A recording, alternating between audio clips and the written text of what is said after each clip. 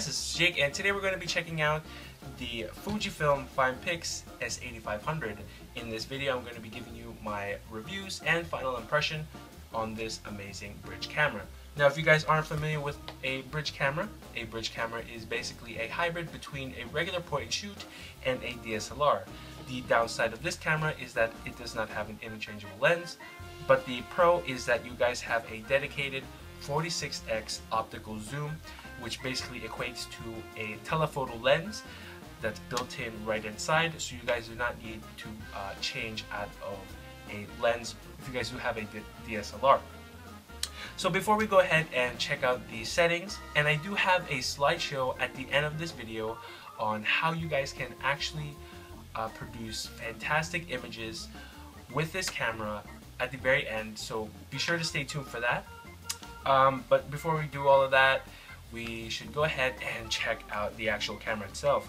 Now, holding this camera, my feel of it is that it's very good to hold.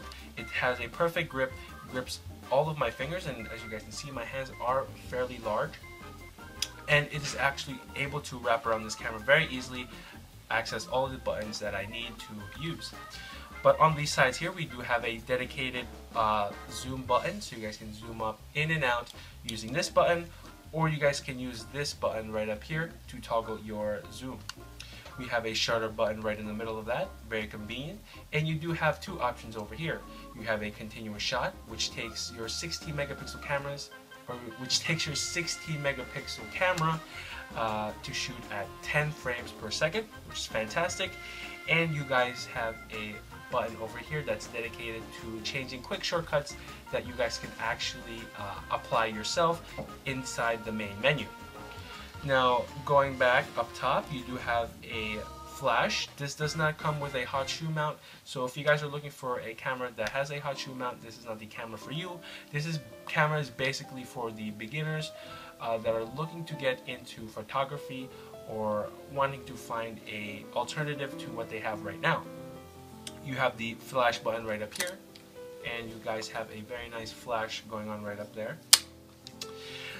Now, going to the back, we have a 3-inch LCD screen that's CMOS, so you guys will not have that light affecting your images at low light or at night.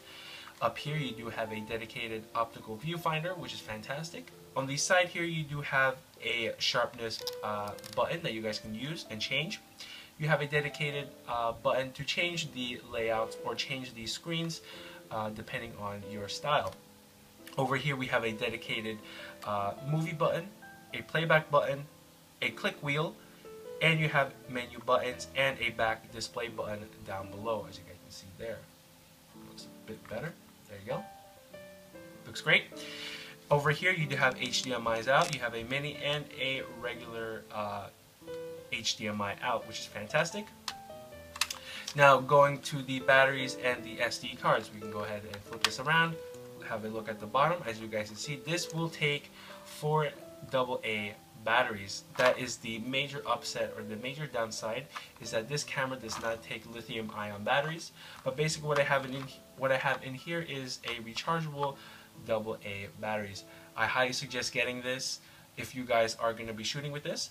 Basically, what a standard battery would take you, would probably take you about 30 minutes to an hour, depending on if you guys are shooting or if you guys are filming video.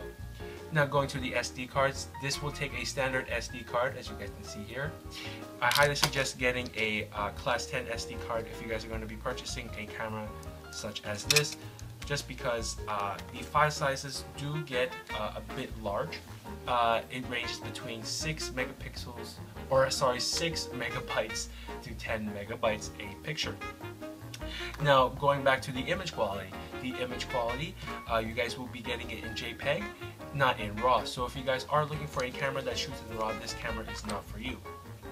But other than that, the image quality on this is spot on. It's fantastic. You have great depths of field. You guys have a aperture going as low as 2.9. I know that's not as low as some of the other cameras, but that is low enough to take very nice shots in the darkest settings, and you guys have it going up to 18.7, I believe, in telephoto mode. That is when you guys fully extend your camera lens. Let me go ahead and extend the lens itself for you guys before we get anywhere further in this video. So as you guys can see, inside the lens itself, you guys will have the variations of the photo lengths right in here. Now this is equivalent to a 35mm, so it will vary depending on that. So guys, without further ado, let's go ahead and jump inside the menu. So here it is. It's very basic. It's fantastic, I believe. But you guys can change that depending on how you guys shoot. You guys that have it having an histogram, you guys will also have it having a HDI framing or HD framing. Sorry. You guys will have your grids. You guys can have the information off. So if you guys are a photographer such as myself, you guys can have that on. And you guys have your information, which is very standard. It's fantastic. It gets all the things done. Here we do have the inner menu. So here we have a specific menu for manual mode. Now this menu will vary depending on what mode you're in, and how you will know what mode you're in, or how you will know the setting is available is whether or not it's highlighted. If it's not highlighted, it will be grayed out. So as you guys can see, you have lots of settings here. Let me go ahead and get it a bit closer, and hopefully you guys can get a sense of what kind of features you will be getting with this camera. So as you guys can see, you can control your ISO, you can have face detection, instant zoom, you guys have your photometry, some other settings, and that will vary, but basically in manual mode, that is what you're going to be having. It is a lot of features to go ahead and go through. But let's go ahead and jump into the main menu, or the setup menu. You guys can change your dates, your times, the language. There's multiple languages. Your image display, you guys can change whether or not it's going to be popping up right after you take the photo. I currently have that off. You guys can change the shutter sounds and all of that. And the playback volumes, you guys can do that there. There are so much things to go through inside the setup menu. It is just amazing. So guys, what I really think of this phenomenal camera, as you guys can already tell my voice, this camera is absolutely amazing. I just thoroughly enjoy it. Now if you guys stick around at the end of this video, I'm going to be posting some of my favorite pictures or my portfolio using this FujiFilm FinePix camera. Now if you guys enjoyed this video, found it very objective, found it very informative, please leave a like and comment down below. I really would like to see how many of you guys would actually like and comment.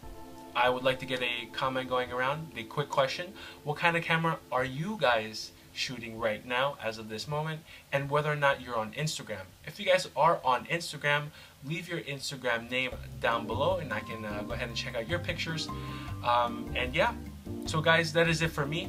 Be sure to enjoy the end of show slideshow after this video finishes. And yeah guys, this has been Jake, and this is me signing off.